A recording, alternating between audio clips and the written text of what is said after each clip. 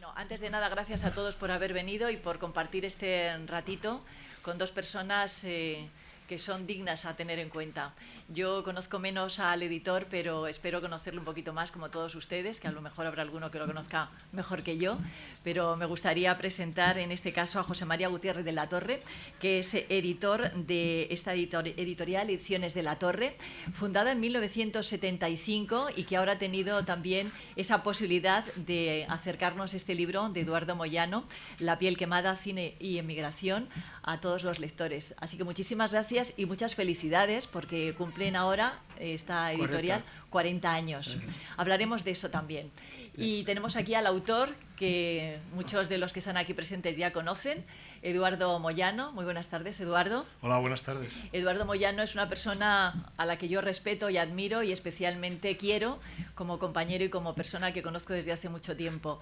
Él formaba parte del programa de cine que yo dirijo desde hace 18 años y gracias a su participación, con ese conocimiento que tiene del cine iberoamericano y de todo el cine, porque es un gran cinéfilo, yo aprendí mucho y lo poco que puedo aportar en esta época de mi vida es gracias a él y lo mucho gracias a todo lo que le pregunto y todas sus enseñanzas.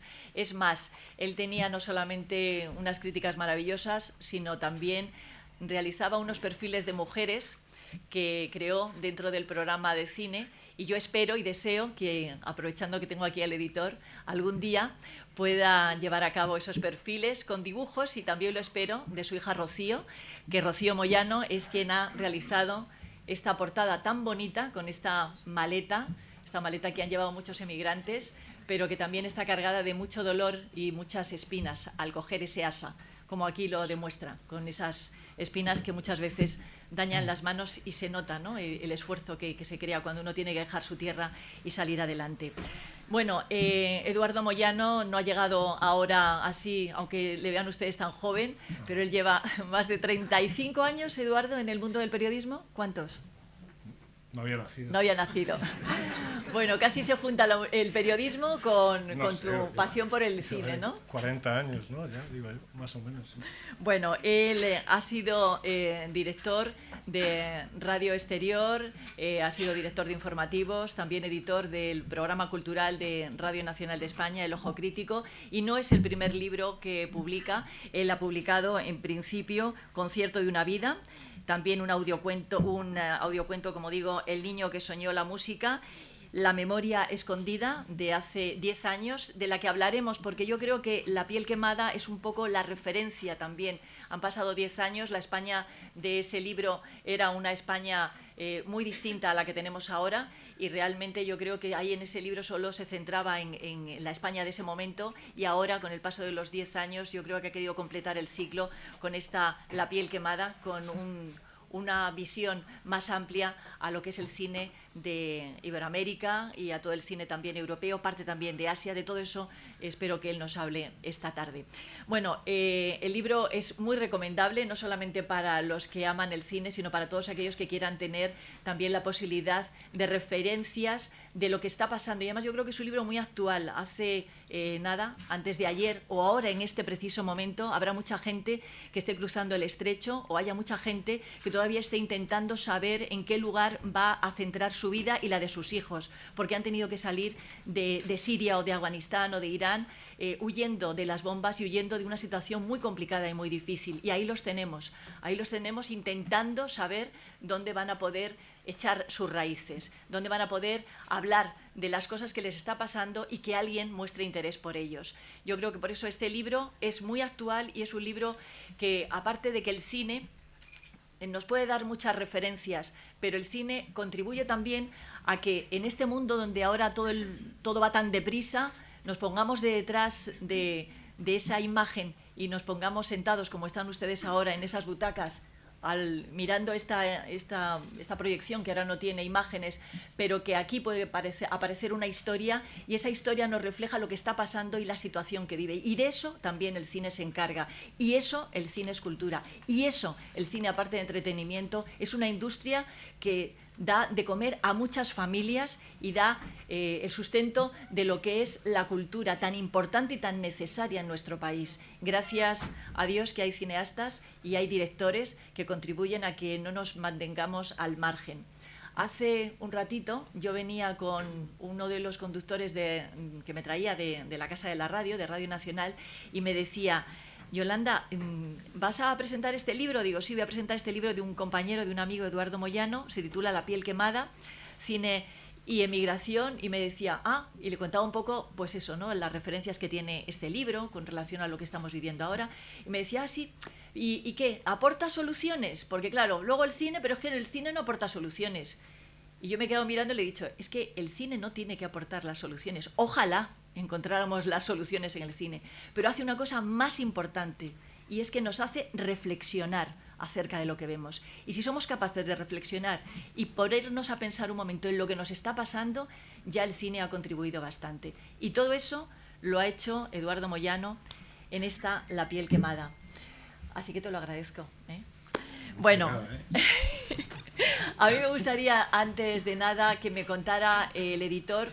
Yo le agradezco mucho que nos haya traído este libro, ahora que la gente va mucho con esos libros electrónicos, que tenga la valentía de mostrar este libro en papel, tocar. A mí me gusta mucho tocar el libro, ¿no? Como ir al cine a ver las películas, no verlas en un aparato pequeño. Me gusta ir al cine. Me imagino que muchos de los que están aquí opinan lo mismo que yo. Cuénteme, ¿cuál ha sido la iniciativa y el papel que tiene este libro en su editorial? Bueno, pues este libro se incluye en una de las 3 líneas fundamentales que tiene Ediciones de la Torre. Tenemos una línea infantil juvenil, la Biblioteca Alba y Mayo, donde hay poesía, arte, ciencia, cuentos, etcétera, para niños y jóvenes. Tenemos una línea que llamamos Proyecto Didáctico Quirón, que es para maestros, para renovar un poco la pedagogía, la didáctica. Y tenemos una tercera línea que se llama La Biblioteca de Nuestro Mundo. En la de los niños dice para niños y jóvenes que leen inteligentemente. La de los maestros y enseñantes de todo tipo dice por una enseñanza crítica y democrática. Y el lema de La Biblioteca de Nuestro Mundo es para gente que siente, piensa y actúa. De alguna forma queremos llegar a ese público que todo el mundo dice que es minoritario, pero bueno, hay millones de personas que quieren y valoran eso. Ese público que de alguna forma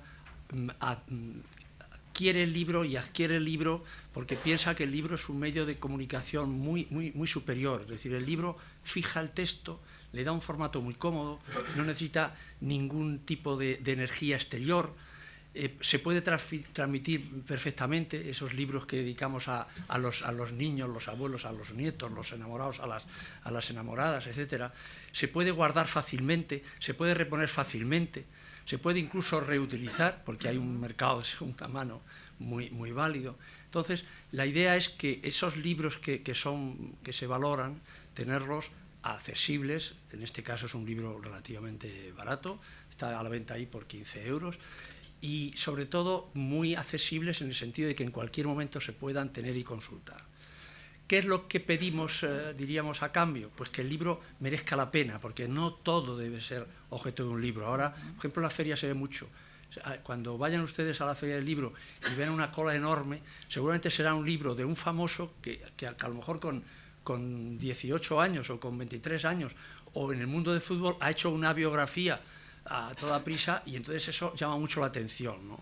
Realmente bueno, es un libro de temporada, como yo digo. En cambio, el libro que como que es el caso que nos concita aquí, es un trabajo de años bien elaborado, bien sintetizado, porque claro, esto serán cientos y cientos y cientos de folios que luego tienen que quedar en 300 páginas. Y que además podría llevar miles de fotografías, pero que luego tiene que llevar un álbum muy elegido, ya lo verán, muy escogido de fotografías. Entonces la idea es que el libro ese sea accesible, que sea cómodo y que sea valioso. En esa biblioteca que decimos para gente que siente, piensa y actúa, hemos incluido este libro. Y aprovecho, no sé si me estoy pasando de tiempo, pero aprovecho para decir que yo siempre que puedo, sobre todo en los últimos años, cuando todo el mundo habla de que el libro se acaba, me acuerdo yo hace tiempo, cuando yo era vicepresidente de la Federación de Editores, llegó un alto ejecutivo y dijo, chicos, estaba en el año 2000, dice, el año 2010 ya no habrá libros. ¿qué dices? Sí, sí, vengo de un estudio que hemos hecho y tal, y esto se acaba, es decir, esto es el libro electrónico, las pantallas, el hipertexto, todo eso nos mata. Y dije, yo soy muy escéptico para eso, porque el libro ocurre un poco como los grandes músicos o los grandes instrumentos, es decir, a alguien se le ocurre que los Stradivarius, porque son antiguos, van a tocar peor que un sintetizador que puede llevar tropecientas válvulas y tal. Pues yo creo que no. Es decir, yo creo que si queremos escuchar buena música, el Stradivarius. Bueno, pues el libro es el Stradivarius de la comunicación del pensamiento humano. Es lo más sencillo, lo más bonito, lo más accesible. ¿Que tiene que haber otros medios? Por supuesto. ¿Quién no tiene hoy un tocadiscos? ¿Quién no se conecta a una red eléctrica? Pero no olvidemos lo básico y lo elemental. De forma que yo estoy muy orgulloso de eso y estoy muy contento de que podamos seguir añadiendo a esa biblioteca de nuestro mundo, para gente que siente, piensa y actúa, libros como el de Eduardo, que él ahora nos explicará por qué es tan bueno, pero vamos, yo como editor certifico que es una gran obra y que el editor lo que tiene que hacer es eso, valorar que una persona... El editor es un elemento secundario en todo esto del libro, pero es un escudero. Yo publiqué por ahí un libro en el que explicaba que somos comadrones. Es un elemento importante, si no está el editor, sí, puede uno quedarse con las hojas pero en no su nos casa engañemos, y el libro tiene dos grandes cimientos. Uno es el creador, y a ese creador hay que ayudarle todo lo posible hasta que el libro está terminado. Y el otro es el lector, porque si el libro se queda en un sitio muerto, no tiene vida. El lector, cada vez que abre el libro, es el que lo recrea. Entonces, para mí, eso lo he aprendido yo, espero en estos 40 años que llevo dándole a este oficio, yo creo que es fundamental que nuestros creadores y nuestros lectores, que son los recreadores, sean nuestros protagonistas. Los demás, el crítico, el librero, el bibliotecario y tal, somos muy importantes, claro, si nosotros, el que hace la mesa sobre la que estamos y el que hace no sé cuántos, pero es muy importante que sepamos, y es muy importante que el lector sepa que sin él esto efectivamente tendría razón aquel alto ejecutivo. Es el lector el que dice, no, yo me niego a que esto desaparezca. Y de hecho no desaparece. Si vamos a la Feria del Libro, se ven miles y miles de libros, y yo creo que eso es una buena noticia. Bueno, pues yo iba a preguntarte, José María, que cómo has durado 40 años, pero ya no hace falta porque en esto así es como has durado 40 años. Convenzo a la gente. Con esa manera y con esa entrega. Es que es pasión, solamente es pasión, creer en lo que hace y gustarte lo que hace. Solamente para estos 40 años creo que habéis editado un libro de poemas, 40 poemas, ¿es claro, así? Un libro que se llama 40 sonetos de amor, que tiene 40 ilustraciones, que además tengo que decir públicamente que los 40 ilustradores, hay premios nacionales, hay pintores, y todos, por supuesto, han regalado ese trabajo, porque si hubiera habido que pagarlo, el libro hubiera que haberlo puesto y así vale 12 euros. Y hemos hecho eso, es decir, un homenaje poético de amor a la juventud, a la renovación y tal, pues qué mejor que 40 sonetos de amor. Ya está. Bueno, pues a mí me gustaría, yo creo que le tenemos que dar un aplauso por esos 40 años, que es el regalo del público que lee los libros.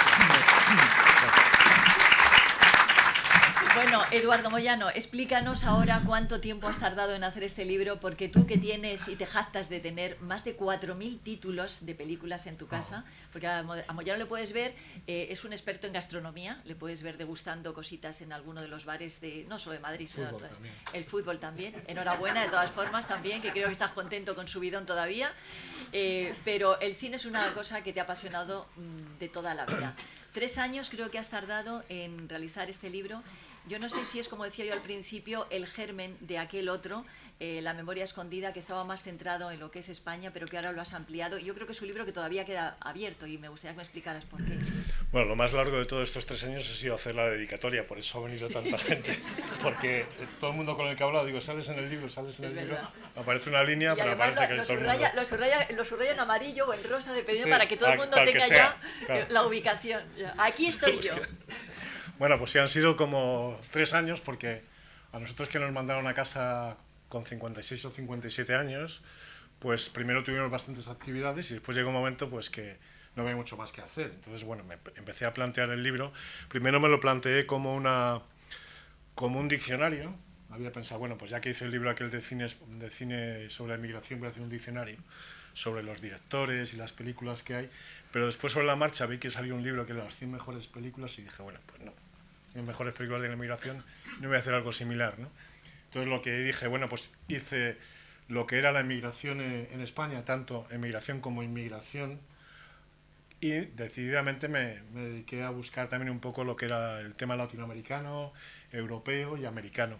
Y aparte de eso, otro tema que no había tocado en su momento era el exilio, ¿no? Que lo había dejado de lado, y me pareció interesante tocar el exilio español, sobre todo en México, que tiene poquísimas películas. Solamente, de hecho, hay una película que se hizo en México por exiliados españoles, que es En el balcón vacío, y también toqué el exilio latinoamericano de los años 70, ¿no? Con las dictaduras militares en Chile y Argentina sobre todo, ¿no? En esta ocasión no puedes apartar no solo la pasión del cine, sino por tu piel, esa piel de la que estamos hablando, no quemada, pero sí periodística. Y partes en este libro de la actualidad, que es la que yo comentaba al principio, de la actualidad de ahora, que es un libro que además incluso acaba el libro diciendo que podríamos seguir hablando de más películas y de más directores de cine que hacen referencia a la inmigración, con la última película de Dipán, que hace referencia a todo esto, y más títulos que han salido. Dentro de este viernes se va a estrenar la película Fátima, que hace referencia, que es estupenda y muy recomendable, por cierto, y hace referencia también un poco a esa falta de idioma que tiene esa mujer, que no controla el francés, pero que vive en una zona pues próxima a Lyon y que tiene problemas de integración precisamente, bueno, pues porque ya tiene su cultura, tiene sus hijas que han nacido ahí, pero sigue hablando de todo esto que hablas tú. Pero tú partes de esa parte periodística que es la actualidad que estamos encontrando en todos los titulares ahora mismo. Bueno, yo creo que es un libro más que un ensayo, que yo creo que no es un ensayo es otra cosa, es un libro, un gran reportaje periodístico, creo, desde mi punto de vista, ¿no? O sea, yo lo he trabajado siempre así. De alguna manera, lo que yo hago es contar la actualidad, de alguna manera, lo que puedes sacar en un libro, lo que está pasando, y aparte de eso, recurro a una serie de entrevistas y recurro también a opiniones que han salido en medios de comunicación y, por supuesto, también en Internet, que voy incluyendo a lo largo del libro, ¿no? Haciendo referencia a esas entrevistas, el título precisamente surge de una película y de una entrevista y de alguien que conociste tú y que es también un claro homenaje, ¿no? En el libro. Háblanos un poco de esto. Sí, es José María Forn, que es un director catalán que hizo la película La piel quemada en el año 1967, y es una película que yo creo, sin equivocarme, que es de las mejores películas que se han hecho en la historia en el campo de la inmigración, ¿no? Se sitúa en la Cataluña de aquellos años 67, en Lloret del Mar, y nos plantea el contraste entre los emigrantes que llegan allí a trabajar, provenientes especialmente de Andalucía en ese caso, y los turistas que están llegando, ¿no? Es un poco, por un lado, el trabajador que tiene que buscarse la manera de comer y de vivir, y por otro los turistas que están llegando. En una época empezaba el desarrollo, digamos, turístico en España, porque estamos hablando del año 67, ¿no? Eso había empezado en los años 60 aproximadamente, y bueno, es en ese momento. Y a José María Forn le conocí vagamente en un festival de Lleida, de Lérida, en 2010, y en 2011 le invité a participar en un ciclo que hicimos en Toulouse y en Hamburgo. Estuvimos en 2011 y 2012, en que incluimos varias películas en el Instituto Cervantes vinculadas al tema de la inmigración y del exilio. Y a raíz de eso le hice varias entrevistas, un poquito en Toulouse, un poquito en Hamburgo, un poquito en Barcelona, y le hice una larga entrevista en que, bueno, pues me contó cómo había sido la gestación de aquella película, y me contó también, pues las otras películas que había hecho. Dijo que no tuvo excesivos problemas con la censura. Querían quitarle que hablasen en catalán en aquella película, pero bueno, logró convencerles que hablasen en catalán en algún momento puntual. Toda la película es en castellano, ¿no? Pero hay alguna referencia clara en catalán porque lo hablaban allí en su momento también, ¿no? Y que no, logró superarlo y logró colocar esas imágenes, que el único problema tuvo con los desnudos, como siempre pasaba en aquella época, ¿no? Y había una actriz que era Silvia Solar, que es una de las que hacía uno de los papeles protagonistas, que tenía que pasearse desnuda por una habitación, y dice, bueno, para que no tenga problemas, voy a colocar un florero delante para que no se le vea nada a Silvia Solar, ¿no? Y le dijo el censor, dijo, bueno, si no se ve nada, ¿por qué me tengo que quitar esta escena? Porque no se ve, pero la gente se lo imagina. Entonces, así declara la cosa, ¿no? Bueno, la verdad que se ve que imaginarse en aquella época sí, no tenemos que imaginar. El libro, naturalmente, tiene una estructura, no es un libro únicamente de una base de datos para que la gente vaya por su ficha de las películas, todo tiene su argumento. Lo has dividido en 4 títulos artículos con 11 capítulos. ¿Cuáles son los 4 capítulos que haces referencia para introducir los 11 en cada uno de ellos? ¿Cómo has hecho la estructura? Bueno, primero la idea es sin salir de casa, ¿no? O sea, es un poco lo que sería la migración interior, ¿no? Esas películas que es, por ejemplo, La piel quemada, ¿no? Es una película que entraría ahí, pero hay otros títulos realmente fantásticos como Surcos, que es otra película que no se vio mucho y que además, bueno, hizo un falangista, que era José Antonio Nieves Conde, que ha hecho una película muy en la línea del régimen, que era Bala Rasa, y dirigió Surcos, que realmente planteaba los problemas de una familia que llegaba a Madrid y se veía metida en un mundo que era bastante impensable en aquella época. Bueno, era neorrealismo a la española, que no tenía por qué estar basado en el realismo italiano, como se ha dicho, porque en aquella época, me lo contaba más de un director, decían, bueno, es que nosotros nos íbamos a festivales y nos movíamos de España. O sea que lo que surgió aquí, que tenía esa similitud con el italiano en algunos aspectos, ¿no? Y era otra película realmente fantástica, la de Surcos. Y eso también hay otra película muy interesante que es La venganza, de Juan Antonio Bardem, que es otro de los grandes directores que hemos tenido aquí en el cine, con títulos como Calle Mayor o Muerte de un ciclista, y que La venganza, lo que hay curioso en esa película, que cuenta un poco la historia de los segadores en Castilla y demás. Lo curioso de esa película es que hay un planteamiento de reconciliación. Más o menos la trampa era que era la reconciliación que proponía el Partido Comunista, pues para ya llegar a un acuerdo del año 58 con el régimen de Franco, ¿no? Incluso hay una frase final que dice: esta tierra es grande y aquí caemos todos, ¿no? O sea, que eso quedó marcado de alguna manera, ¿no? Y es otro título que merece la pena ver. Y después ya, en nuestro tiempo, hay un documental también muy recomendable, que es Flores de otro mundo, que es El pozo del tío Raimundo, ¿no? Con todo lo que se genera en el pozo del tío Raimundo, con el padre Llanos, ¿no? Y la situación, lo que vivía la gente que llegaba prácticamente seguían igual, sin agua, vamos, decían que hasta para enterrar a una persona tenían que llevar el féretro a un sitio para poderlo llevar en el coche de muertos, o a un enfermo también tienen que sacarle del pozo a cierta distancia donde estaba para poderle trasladar a algún hospital, ¿no? Entonces, bueno, esa película cuenta muy bien, yo creo, todo lo que fue la situación de los emigrantes que llegaron a nuestro país aquellos años, ¿no? Y luego en los capítulos vas abriendo a ese campo del cine americano con esas caravanas. Háblanos un poco también de esas películas que poblaron las historias de nuestro cine, el que veíamos, ¿no? En esas dobles sesiones. Estados Unidos está hecho por emigrantes, ¿no? Eso está clarísimo, ¿no? O sea, y en el western, que es el género por excelencia de aquellos años, pues tenemos emigrantes en casi todas las películas, ¿no? A mí, desde luego, me llaman especialmente la atención la de Caravana de mujeres, ¿no? Que es la película que hizo William Wildman, ¿no? Que es una película realmente fantástica en muchos aspectos, ¿no? La dirigió, como digo, William Wildman, y que le llamaban el salvaje Bill, porque creo que los rodajes con él eran casi utilizando el látigo, ¿no? No literalmente, pero casi, ¿no? Entonces contaban que el salvaje Bill odiaba trabajar con mujeres, y aquí trabajó con 140, ¿no? Pero a todas las mujeres, vamos, todas aquellas mujeres, tuvieron que aprender a disparar, tuvieron que aprender a montar a caballo, llevar un carromato y tal. Lo importante de esa película es que cambia el concepto de la mujer en el western, ¿no? Hasta ese momento la mujer había sido una mujer florero, en todo el sentido, ¿no? Era la novia del teniente, o la novia del sheriff, o cualquier cosa de esas. A partir de este momento la mujer toma protagonismo completamente en el western, y lo vemos después en películas como, por ejemplo, Encubridora de Fritz Lang, o Johnny Guitar de Nicolas Rey, ¿no? Que son las mujeres las que toman el mando de la situación, ¿no? Y en el libro haces especial también atención, no solo un apartado muy especial al cine, que casi lo mencionas tú como si fuera un subgénero, el cine chicano, hace referencia. Bueno, claro, porque en Estados Unidos también hay una cantidad muy numerosa de una población mexicana, de latina importante, ¿no? Entonces es un cine que habitualmente ha estado alejado de Hollywood. Hollywood apenas se ha preocupado de nada de lo que es la población chicana, y digamos que ha existido un movimiento paralelo con directores que sí en algunos casos han llegado a Hollywood y que cuentan lo que ha pasado con los mexicanos en Estados Unidos, ¿no?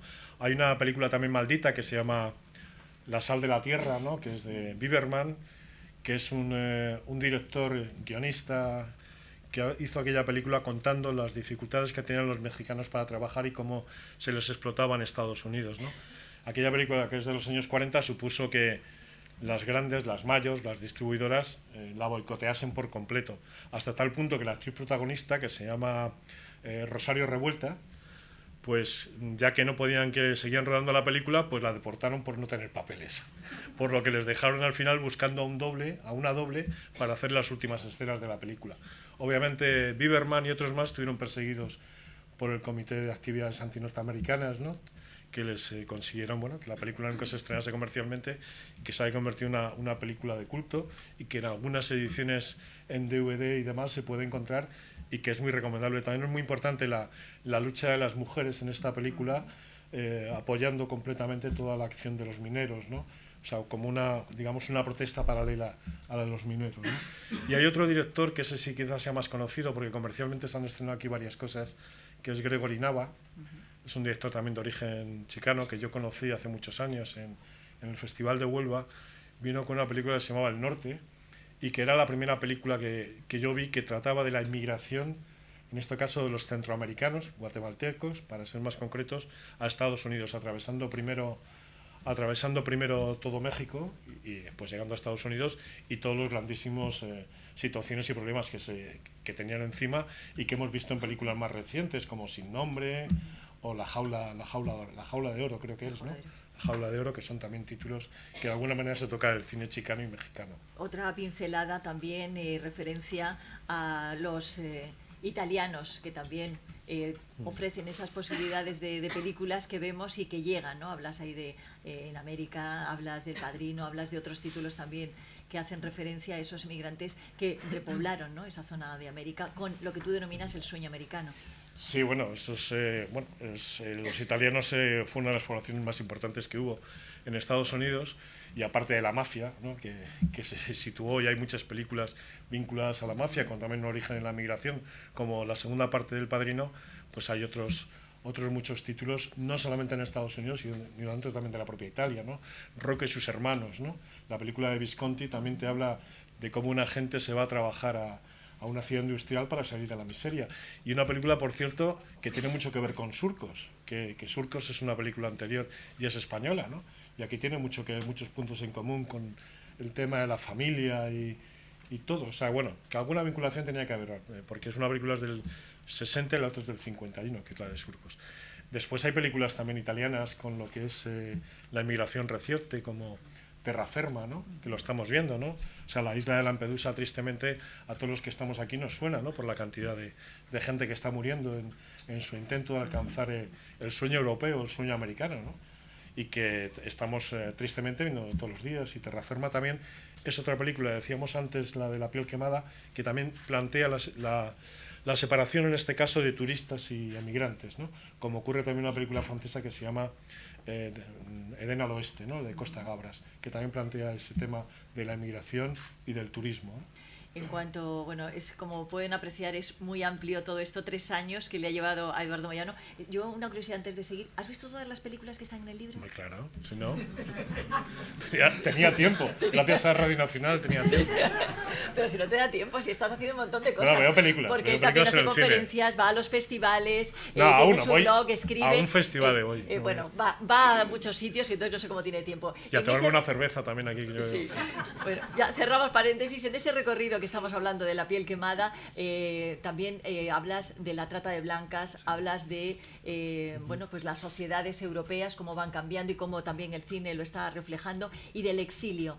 Hablas de películas de Brasil, de Chile, de México, de esos directores que se y de tuvieron España, que marchar, ¿no? O sea, porque España. decía, o sea, película así. El balcón vacío es una película que apenas se ha visto, y vuelvo a insistir, es una película yo creo que muy interesante. La dirigió Yomi García Scott, y la dirigió en México con María Luisa Helio, que era su mujer, y fue la guionista también de la historia, junto a Emilio García Riera, que fue otro de los grandes exiliados españoles y gran experto también en el cine, con una historia fantástica del cine mexicano, ¿no? Ellos tres hicieron esta película que yo recomendaría, ¿no? Es una horita solamente de cine, porque los exiliados españoles que había allí eran hijos de los primeros exiliados, ¿no? Pues la película es de años 60, lo que hacían era trabajar los domingos. O sea, la película se hace durante 40 domingos de 2 años, ¿no? Trabajaban, hacían su vida normal, iban haciendo aquella película pues con donativos, con pues vendían un cuadro, vendían tal, iban haciendo esa película que lo que nos cuenta es un poco lo que es la pérdida, ¿no? O sea, como una persona que deja su casa, tiene que dejar su casa, va viendo pasar el tiempo y nunca puede regresar a su casa, ¿no? O sea, ha dejado su infancia en este caso, ¿no? Es un poco también como En busca del tiempo perdido de Proust o incluso Rilke, tiene algo bastante que ver con ellos en el aspecto de esa pérdida del tiempo que han tenido y que nunca han podido recuperar, ¿no? Entonces, yo creo que es una película que sí sería conveniente alguna vez que se pusiera, porque es además la única película de ficción que hay. Por cierto, José María Fort me dijo en Barcelona, en Toulouse, que se había emocionado con ella, ¿no? No la había visto nunca. Y era un director de cine que ya con una larguísima trayectoria no había podido verla, porque aquí en España se ha visto en muy pocos sitios, ¿no? Y tampoco se ha visto mucho en México, porque nunca se estrenó comercialmente. Y películas así vinculadas al exilio, pues por ejemplo Los niños de Rusia, que es un documental de Jaime Camino, que falleció no hace mucho tiempo, este mismo año me parece, que es muy interesante, nos cuenta aquella situación. Incluso la película de Carlos Iglesias, ¿no? Que fue la única también de ficción que trata el tema de la división azul por un lado y de los exiliados republicanos, ¿no? En Rusia, que se llama Hispansi, ¿no? También es otra película que también tiene interés, ¿no? Que habría también que ver, ¿no? Y después, con lo que tú decías de Latinoamérica, pues efectivamente, ¿no? O sea, Chile ha sido un país que ha hecho, creo que casi más de un centenar de películas en el exilio, ¿no? Entre documentales, entre películas de ficción y entre cortometrajes, ¿no? Hubo muchísimos cineastas que tuvieron que hacer cine fuera de sus países y concretamente estuvieron rodando en 17 países. O sea, una barbaridad, ¿no? Y en ese contexto, pues, hay títulos, pues, tienes a Raúl, Diálogo de exiliados, ¿no? De Raúl Ruiz, que es un clásico del cine que rodó en Francia, ¿no? Pero tienes a directores también exiliados de alguna manera, y además una persona que ha tenido mucho que ver con esta casa, yo creo, con España, como es Antonio Escarmeta, al que también conocí mucho, tenía muy buena relación con él cuando hizo aquella primera película que era Ardiente Paciencia, en la que después se basó el cartero de Pablo Neruda, ¿no? Y bueno, y después en Argentina, pues por supuesto también tenías a Fernando Pino Solanas con Tangos, el exilio de Gardel, o Pinos, Tangos o Sur, y unas películas también interesantes que tienen que ver cómo ven los niños el exilio, ¿no? Como es Canchaca, de Marcelo Piñeiro, basada en la novela de Marcelo Figueras, y la otra es Infancia clandestina, que también tiene más reciente, con la de Benjamín Palencia, que es otra de las películas que también conviene de alguna manera revisar, ¿no? También incluso, bueno, pues toca también el tema de Cuba, ¿no? También aparece Cuba desde el exilio, ¿no? Por un lado, y después algunas películas que tienen que ver también con lo que es la situación cubana, como una película española que es La crisis de los balseros, ¿no? Que hicieron en su momento Jordi Bosch, me parece que fue. Y no te olvidas, naturalmente, de La fuga de cerebros, de esos muchos jóvenes, que seguramente muchos de los que están aquí tendrán a lo mejor algún hijo que se ha tenido que marchar fuera, porque aquí no ha tenido esas posibilidades y tienen que estar buscándose esa vida de la que hablas tú en tu libro fuera, y hace referencias también a películas que reflejan, ¿no?, esa juventud que está viviendo en este momento nuestro país y Europa en general. Yo creo que los jóvenes que se van tienen muy poco que ver con los jóvenes españoles que se fueron en los 60, ¿no? Es gente mucho más preparada en principio, tienen muchos más estudios y no les asusta como a los emigrantes europeos de aquella época. Vente a Alemania, Pepe, sin ir más lejos, ¿no? Aquella película de Alfredo Landa, el salir de España, encontrarse con un país totalmente diferente y con todos los carteles en idiomas extrañísimos que a mí también me parecen igual de raros. Pero bueno, que a mucha gente en aquella época les pasaba eso. ¿Qué ha pasado? Que se han hecho algunas películas como Perdiendo el Norte, ¿no? Que yo la entiendo casi como un homenaje a Vente a Alemania, Pepe, en muchos aspectos. De hecho, José Sacristán, que era uno de los protagonistas de Vente a Alemania, Pepe, tiene el papel del viejo exiliado, emigrante en esa película, ¿no? Y lo que pasa que no me llama un poco la atención al principio cuando llegan a la ciudad y parecen tan despistados como Alfredo Holanda en Vente a Alemania, Pepe, cuando son dos chicos se supone que con los vuelos de bajo coste se han recorrido cualquier parte del mundo, ¿no? Y conocen prácticamente todo. Pero hay otros títulos también recientes como Hermosa Juventud, ¿no? De Rosales. Que es de Jaime Rosales, 10.000 kilómetros, ¿no? Que es una película preciosa también, ¿no? De Marfet, ¿no? Ganadora del Festival de Málaga. Ganador sí. y después su mejor ópera prima en los Goya, Goya, ¿no? Y esta es una película que se establece una pareja que vive tan normal en Barcelona, vive muy justo con lo que tiene, pues ella le ofrece un trabajo importante en Estados Unidos y se va, y la relación que tienen que mantenerse a través de verse a través del Skype, ¿no? O sea, la que tienen. Y después, yo creo que esas son así las tres, no sé si me falta algo. Ah, sí, La vida inesperada. La vida inesperada, que es otra película que se ha hecho en Estados Unidos y que también plantea lo de un triunfador aparentemente que no es triunfador ni nada, que llega allí a intentar encontrar un trabajo como sea en Estados Unidos a través de un primo que tampoco ha conseguido triunfar, y que tiene mucho que ver con otra película pequeñita de Fernando Colomo, que es La línea del cielo de los años 80, ¿no? Y que también es otra película que conviene revisar de vez en cuando. Casi ya cerrando este círculo que habíamos abierto al principio con ese homenaje que estábamos haciendo a la edición de La Torre, me gustaría, bueno, pues muchas veces hablamos de este tipo de películas que llegan a la cartelera, pero que permanecen poco en cartelera. Desgraciadamente desaparecen, ¿no? No sé por qué ni cuál es la causa, porque son películas siempre muy interesantes. Este libro también podría ser llevado a través de ciclos o presentaciones como esta y a través de los colegios. Y tú haces referencia a eso porque es una manera de no olvidarnos de dónde venimos. Y eso sería interesante que las nuevas generaciones lo supieran, ¿no? Como referencia. Porque cuando alguien olvida su pasado es difícil mantener una visión muy buena con el futuro que tenemos delante.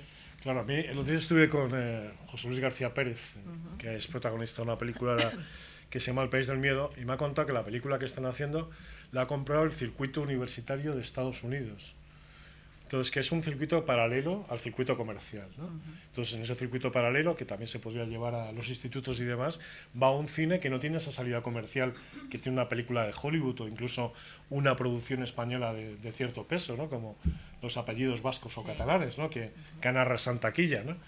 Entonces, ese tipo de cine yo creo que tiene que tener ese recorrido, aparte de que algunas películas se vean comercialmente y que a lo mejor duran menos, ¿no? Pero ha habido películas allí que sí han tenido una larga duración y que han tenido... Lo que pasa es que el número de espectadores es bastante menor al de otras. Por eso hay que darles ese tipo de vida, ¿no? Aquí deberían buscar desde en este país, el Estado, el Gobierno, el que tengamos algún día, ¿no? Cuando encuentren alguna historia, pues bueno, el Gobierno debería buscar... Qué optimista eres. Algún día deberían buscar algún tipo de soluciones de ese tipo, de decir, bueno, vamos a intentar apoyar las cosas, porque aquí es un país que a mí me llama la atención, que dices la palabra cultura y todos los políticos salen corriendo.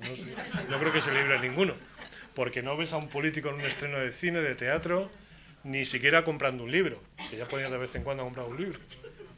Por ejemplo. Bueno, esto no lo sé, pero vamos, cualquier libro, los 40 sonetos, cualquier cosa. Bueno, pero ya no, por lo menos que se les vea en algún sitio, ¿no? Nada más que vemos a los reyes comprando el primer día a la feria. Bueno, con todo eso, decir que este libro, evidentemente, es como las películas. Cuando yo tengo una entrevista con un director y me habla de la película o los actores y digo, qué bien, pero yo siempre termino más o menos parecido diciendo, esto está bien, pero lo que hay que hacer es comprar una entrada e ir al cine. Ya sé que cuesta, pero es industria y es cultura y es algo nuestro y algo tan nuestro y tan importante y que tiene tanta vida como la que nos estaba contando ahora Moyano, que es solo una pequeña pieza de lo que aparece en este libro, creo que merece la pena. Así que... Quiero decir lo de la trata, las películas vinculadas a la trata de personas y tal... Todavía seguir hablando más. No, las tratas de personas...